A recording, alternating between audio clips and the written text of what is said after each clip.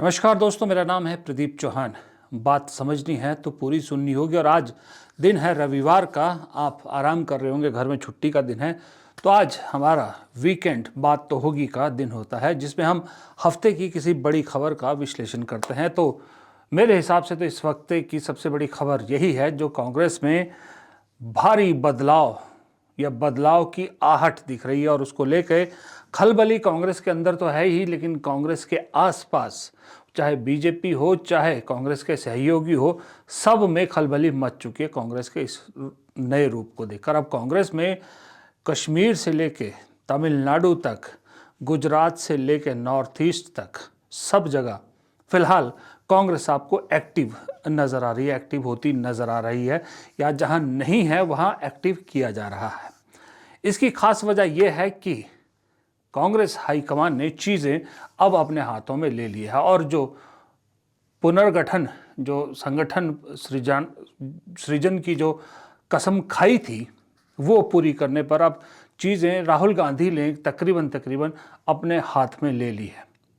जाहिर सी बात है, मल्लिकार्जुन खड़गे की गाइडेंस तो रहेगी, लेकिन चीज़ें राहुल गांधी ने अपने हाथों में ली, ये साफ दिख रही है। और जैसे ही उन्होंने चीज़ें अपने हाथों में ली है, तो वो बहुत सी चीज़ें कांग्रेस के अंदर निकल के आ रही हैं। खास करके जब राहुल गांधी ने गुजरात में वो स्लीपर सेल को लेकर जो बात कही गई, उसके बाद कांग्रेस में बहुत बहुत बड़े लेवल की खलबली मची हुई है। बहुत से स्लीपर सेल धीरे धीरे बाहर किए जा रहे हैं, और बहुत से स्लीपर सेल और मठाधीश बेचैन है इस वक्त, अपनी कुर्सी जाती नजर आ रही है। तो वो हर हाथ पैर, हर तरह के जो है वो करने की कोशिश करें कि किसी तरह से वो बचे रह जाएं। लेकिन जो अभी कांग्रेस का जो रुख सामने आया, उसको देख के लगता तो नहीं है कि बचेंगे ये, लेकिन फिर भी कांग्रेस में कहना मुश्किल है। लेकिन आपको मालूम है एक बड़ी इंपॉर्टेंट चीज़ जो कांग्रेस में इस वक्त सबसे ज़्यादा उथल पुथल मठाधीशों में और स्लीपर्स में जिस चीज़ को लेकर, वो है जो जिला अध्यक्षों के साथ 3 दिन राहुल गांधी की बैठक होनी है, और उसके बाद 8 और 9 अप्रैल को जो गुजरात में अहमदाबाद में अधिवेशन होना है कांग्रेस पार्टी का। इन दो चीज़ों को लेकर बहुत गहमा गहमी और बहुत उथल पुथल है, खास करके जिला अध्यक्षों की बैठक को लेकर, क्योंकि 788 जिला अध्यक्ष आने हैं, और कांग्रेस ने तय किया है कि जिला अध्यक्षों को एम्पावर करना है। मैं अपने कई वीडियो में बता चुका हूं कि जिला अध्यक्ष मेरे हिसाब से भी किसी भी संगठन के लिए सबसे मजबूत क्यों होते हैं, क्योंकि वो एक पुल का काम करते हैं जमीनी कार्यकर्ता और जो ऊपरी लीडरशिप होती है उसके बीच में। अब कांग्रेस ने ठाना है कि जिला अध्यक्षों को इतना एम्पावर करना है कि चाहे विधायक का चुनाव हो चाहे एमपी का चुनाव हो, जिला अध्यक्षों की रिकमेंडेशन पर टिकटें आवंटित की जाएगी। और सुना है, यहां तक तय किया है कांग्रेस ने कि जब विधानसभा चुनाव होंगे या लोकसभा चुनाव होंगे, तो जिस इलाके की टिकट आवंटन को लेकर जो सेंट्रल जो कमेटी है जो बैठेगी, इलेक्शन कमेटी जो बैठेगी, उसमें उस जिला का अध्यक्ष भी उस कमेटी का जो है वो हिस्सा होगा, उसकी भी बात सुनी जाएगी। और उस जिला, जैसे मान लीजिए लोकसभा है, और लोकसभा में अगर 4 जिलों या 3 जिले आते हैं, तो 3 जिला अध्यक्ष उस कमेटी के सदस्य होंगे जो टिकट फाइनल करेगी। और विधानसभा में भी, अब मान लीजिए एक ज़िला में अगर कोई छोटा राज्य है, उसमें 5 विधानसभा हैं, तो वो ज़िला अध्यक्ष बहुत इंपॉर्टेंट रोल प्ले करेगा उन 5 उम्मीदवारों के चयन में। तो ज़िला अध्यक्ष को इतना एम्पावर करने की कांग्रेस सोच रही है। इसमें एक पेज और या एक जो है वो नुक्ता कानून या कुछ ये रखा है, शर्त कह सकते हैं आप, माफ़ कीजिएगा, शर्त शब्द बढ़िया है इसके लिए। कांग्रेस में एक शर्त रखी जाएगी कि जिला अध्यक्ष खुद विधायकी का इलेक्शन नहीं लड़ सकता। अगर वो जिला अध्यक्ष है तो वो विधायकी टिकट के लिए अप्लाई नहीं कर सकता।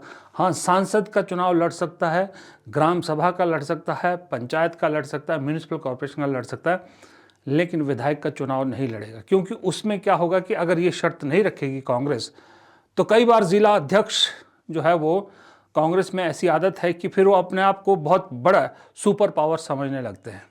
फिर वो अपने लिए ही माहौल बनाएंगे और अपना कैंडिडेचर सबसे सॉलिड कर देंगे।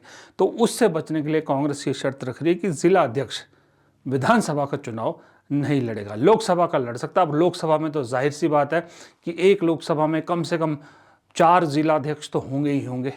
अब चारों तो एक साथ मैनेज नहीं किया जा सकते। तो ये एक बढ़िया जो है वो उसमें शर्त रखी गई है। तो यही इस बार राहुल गांधी ने जिला अध्यक्षों की बैठक की है। लेकिन अब खबर ये आ रही है कि राहुल गांधी ने जो जिम्मा उठाया है उसमें बहन उनका साथ देने के लिए मैदान में उतरने वाली, बहन मतलब प्रियंका गांधी। अब ये माना जा रहा है कि राहुल गांधी जिला अध्यक्षों से और अलग अलग प्रदेशों की यूनिट से बैठक इस वक्त चल रही है, अलग अलग बैठकें चलती है, रोज आए दिन दूसरे तीसरे दिन किसी न किसी राज्य की बैठक चल रही है। प्रियंका गांधी ने यह जिम्मा उठाया कि वो महिला कांग्रेस को मजबूत करेगी, इसलिए सुना है प्रियंका गांधी अब महिला कांग्रेस के अलग अलग राज्यों की अलग अलग डेलीगेशन से मुलाकात करेगी। महिला कांग्रेस की दिक्कतें क्या है, महिला कांग्रेस क्यों मजबूत नहीं हो पा रही, इस चीज़ को लेकर प्रियंका गांधी काम करेंगी। अब राहुल गांधी मुख्य कांग्रेस संभाले, प्रियंका गांधी जो है वो महिला कांग्रेस को देखेंगी, कन्हैया कुमार NSUI देख रहे हैं, इसी तरह से यूथ कांग्रेस के लिए भी जिम्मेदारी अलग दी गई। तो कहने का मतलब है कांग्रेस के हर डिपार्टमेंट को अलग अलग जिम्मेदार आदमी उसकी कमियों को दूर करने की कोशिश करा और उस संगठन को बनाने की कोशिश करा जहां संगठन में कुछ कमी है।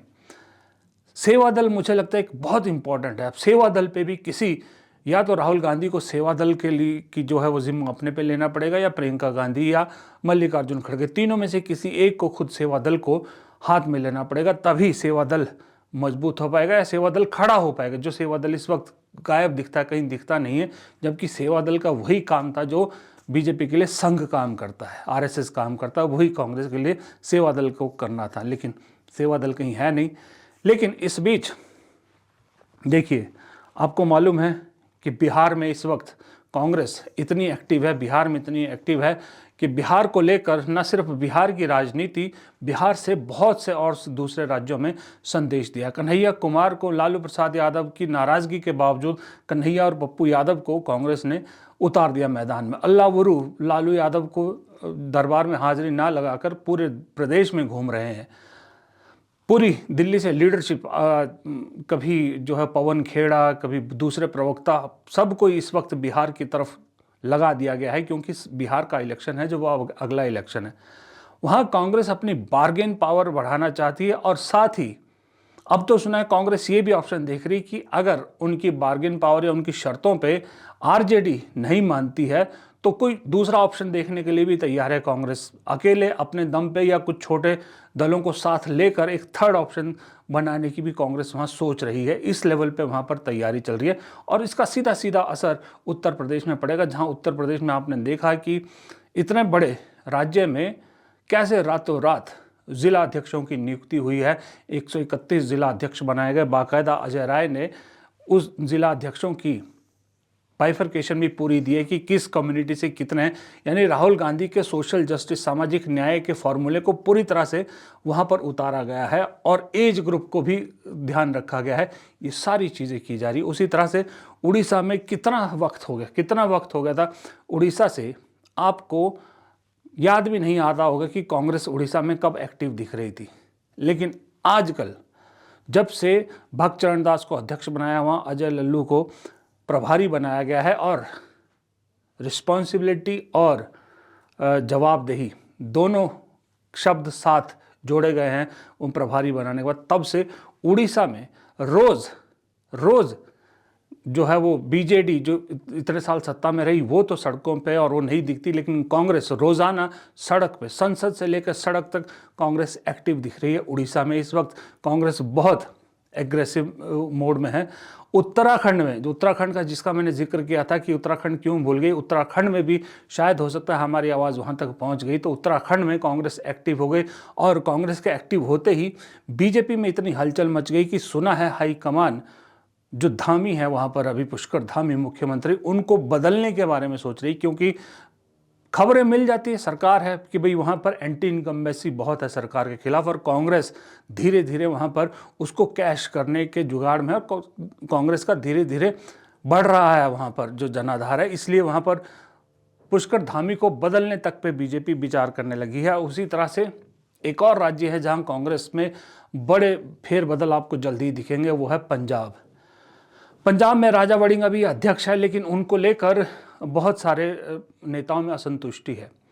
तो बहुत से लोग वहाँ पर अध्यक्ष बनना चाहते हैं। चरणजीत सिंह चन्नी जो पूर्व मुख्यमंत्री अभी सांसद है, उन्हें सचिव बनाना चाहते थे, एआईसीसी सचिव बनाना चाहती थी, हाईकमांड और कहीं का प्रभारी बनाना चाहती थी, तो उन्होंने खुद मना कर दिया। उन्होंने कहा कि मेरे राज्य में चुनाव है अगले साल 2027 में, मैं वहाँ पर ध्यान देना चाहता हूँ। तो मान लिया, कांग्रेस हाईकमान ने उनकी वो बात मान ली। लेकिन सुना है अब कि चरणजीत सिंह चन्नी के इस रवैये को लेकर वहाँ की लोकल लीडरशिप ने भी काफ़ी जो है वो हाईकमान को अपनी नाराज़गी जताई कि चरणजीत सिंह चन्नी को अध्यक्ष ना बनाया जाए, क्योंकि इनको मुख्यमंत्री बनाकर भी एक बार हम एक्सपेरिमेंट कर चुके हैं। तो दरअसल वहाँ पर बहुत सारे क्लेमेंट हैं जो अध्यक्ष बनना चाहते हैं, क्योंकि वहाँ पर कांग्रेस को कहीं ना कहीं सत्ता की सुगंध आ रही है। आम आदमी पार्टी की सरकार वहाँ पर बड़ी डामाडोल स्थिति में है। अब इस बीच मैंने एक दिन एक वीडियो बनाया था, अगर आपने देखा होगा, नहीं देखा होगा तो ज़रूर देखिएगा, प्लेलिस्ट में जाइएगा। पंजाब को लेकर मैंने एक वीडियो बनाया था कि किस तरह वहाँ पर बीजेपी और आम आदमी पार्टी एक साथ एक ही एजेंडे पे काम करते दिख रहे हैं, और वो एजेंडा है कि सिख और हिंदू में वहाँ एक डिवाइड किया जाए, क्योंकि उनको लगता है कि कांग्रेस में कोई भी हिंदू लीडर नहीं है, बड़ा हिंदू चेहरा नहीं है। सुनील जाखड़ हुआ करते थे और बीजेपी के अध्यक्ष, राष्ट्रीय पंजाब के अध्यक्ष है। बीजेपी जानती है वहाँ सिखों का वोट उन्हें नहीं मिलेगा, तो वो हिंदू, पंजाबी हिंदू वोट को कंसोलिडेट करना चाहते हैं, जो तकरीबन 39% है। आम आदमी पार्टी भी फिलहाल, क्योंकि एंटी इनकम्बेंसी इतनी हो गई है उनकी सरकार के खिलाफ, वो भी इसी फार्मूले पर काम करती नजर आ रही है। इसीलिए अरविंद केजरीवाल बीजेपी की नेत्री लक्ष्मीकांता चावला से मिलते हैं और ये सब चीज़ें होती हैं। लेकिन मुझे लगता है वो भी कहीं ना कहीं बात कांग्रेस को समझ में आ गई। तो ये देखिए, ये आशू हैं, इनका पंजाब के जो नेता हैं, बड़े नेता भारत भूषण आशू, ये फिलहाल हिंदू चेहरों में पंजाब में प्रोमिनेंट चेहरा कांग्रेस के पास ही है। कहा तो ये जा रहा है कि अभी लुधियाना वेस्ट में बाई इलेक्शन होना है, उस बाई इलेक्शन के लिए कांग्रेस इन्हें उम्मीदवार बना सकती है, भारत भूषण आशू को। इसी सिलसिले में राहुल गांधी ने जो है आशू से मुलाकात भी की। लेकिन ये भी एक संभावना जताई जा रही है कि ये भी एक टाक हो सकता है कि भाई सीएलपी लीडर जट सिख हैं प्रताप बाजवा, तो क्यों ना जो है वो अध्यक्ष ये हिंदू चेहरा बनाया जाए, हिंदुओं को बनाया जाए। तो इसलिए आशू का नंबर भी लग सकता है वहाँ पर पंजाब में। सुनील जाखड़ भी अध्यक्ष रह चुके हैं पंजाब में जब अमरिंदर सिंह मुख्यमंत्री बने थे। तो एक इस तरह का फॉर्मूला वहाँ पर करना चाहती है पंजाब में कांग्रेस। इधर हिमाचल में रजनी पाटिल को स्पेशली भेजा गया। हिमाचल में हालांकि इस वक्त कांग्रेस की सरकार की स्थिति कोई बहुत अच्छी नहीं है, कानून व्यवस्था को लेकर बहुत विवादों में है, लेकिन रजनी पाटिल को इसीलिए भेजा गया है, राजीव शुक्ला जैसे सेक्टर को हटाकर कांग्रेस हाईकमान ने रजनी पाटिल को भेजा है कि एक जेन्युइन रिपोर्ट वहाँ से मिले। क्योंकि ये तो अब पता लग गया कि राहुल गांधी सबसे ज़्यादा अगर किसी की बात पे विश्वास करते हैं वो प्रभारियों की बात पे करते हैं। तो ये तो तय है कि जिस तरह से बिहार में प्रभारी के कहने पर अध्यक्ष बदल दिया, इतना ताकतवर अध्यक्ष बदल दिया, तो हिमाचल में भी प्रभारी रजनी पाटिल की रिपोर्ट बहुत अहम होगी कि जो मुख्यमंत्री है और जो प्रदेश अध्यक्ष है, दोनों की कार्यशैली कैसी है, उनके कार्य करने का तरीका कैसा है, पार्टी को कितना फ़ायदा कितना नुकसान हो रहा है, ये सब रजनी पाटिल की रिपोर्ट पे बहुत डिपेंड करता है हिमाचल को। तेलंगाना में मैंने आपको एक वीडियो में बताया था कि किस तरह से सरकार पॉपुलर सरकार है वहाँ पर, उसके बावजूद राहुल गांधी ने नकेल कसने के लिए अपने खासम खास मीनाक्षी नटराजन को वहाँ भेजा है। अब उन जो वहाँ पर मुख्यमंत्री है रेवंत रेड्डी, वो वहाँ एमएलसी के लिए किसी और की उम्मीदवारी चाहते थे, लेकिन राहुल गांधी ने उनकी उम्मीदवारी को दरकिनार करते हुए पूर्व हीरोइन या जो अभिनेत्री हैं वहाँ की मशहूर अभिनेत्री विजय शांति, जो कांग्रेस में है इस वक्त, उन्हें एमएलसी का टिकट दिया। तो बहुत हैरानी हुई थी वो इसीलिए कि नटराजन ने उनका नाम सजेस्ट किया था।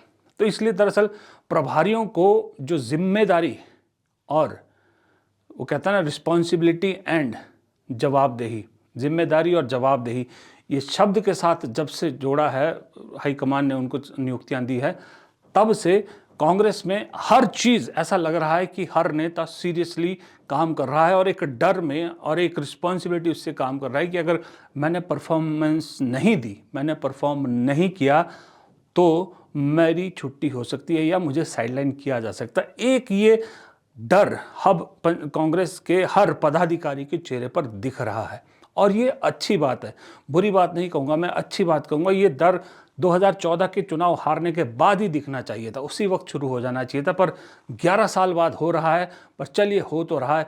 उम्मीद कीजिए कि 2029 तक इसका पॉजिटिव जो रिजल्ट आना शुरू हो जाएगा।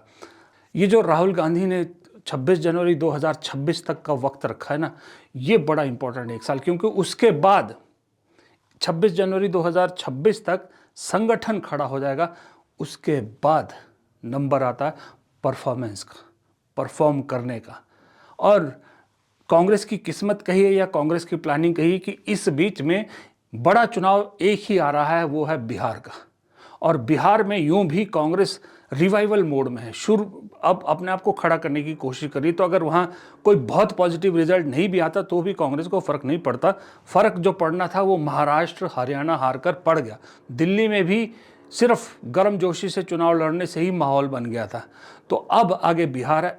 अगले साल जो चुनाव है वो बड़ा इंपॉर्टेंट है। वो केरल है, असम है, उसके बाद फिर पंजाब होगा। ये तीनों राज्य ऐसे हैं जहाँ कांग्रेस उम्मीद लगाए बैठी, खासकर केरल और पंजाब से बहुत उम्मीद है। असम में कांग्रेस नेक टू नेक इस पे है बीजेपी के साथ।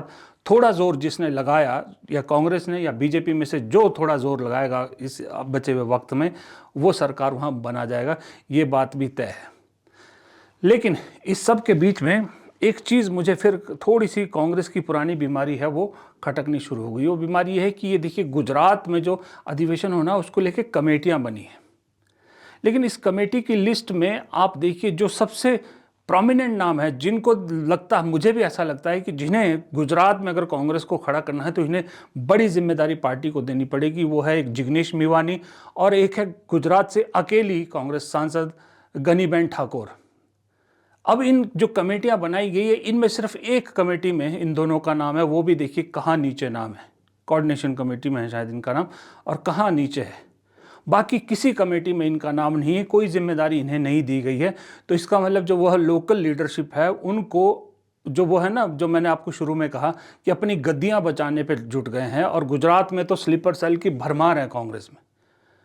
उस गद्दियां बचाने के चक्कर में जो कंटेंडर है उनको इस तरह से जो है वो नीचे किया जा रहा है। अब ये चीज़ राहुल गांधी को ध्यान रखनी है कि जो ऐसे डिजर्विंग है नेता, जिग्नेश मेवानी हो गए या गनीबेन ठाकुर हो गए, इन लोगों को लोकल लीडरशिप जाहिर सी बात है इन्हें नहीं आगे आने देगी। ये राहुल गांधी का काम है कि इनको ऊपर लाना और इनको इनकी सही जगह दिखाना। बस ये कांग्रेस को करना ज़रूरी है।